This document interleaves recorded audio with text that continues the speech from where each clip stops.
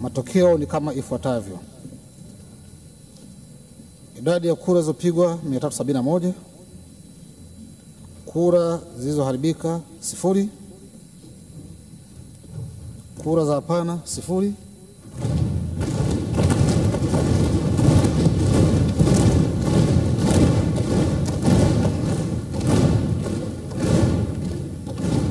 Kura za ndio 371.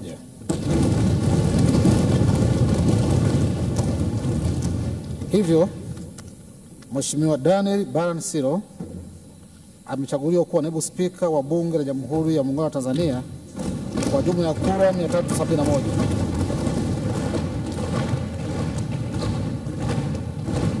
Katibu, kiapo cha naibu spika.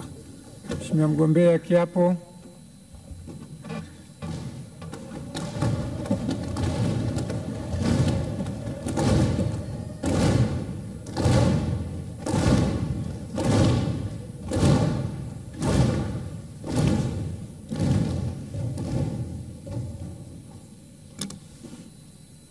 Mimi Daniel Baransilo naapa kwamba nitaitumikia vyema na kwa moyo thabiti Jamhuri ya Muungano wa Tanzania katika kazi zangu kama naibu spika wa Bunge.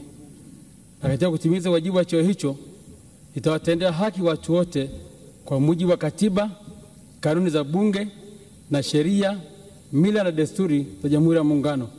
Na kwa vyovyote vile sitatoa siri za Bunge. Ewe Mwenyezi Mungu nisaidie.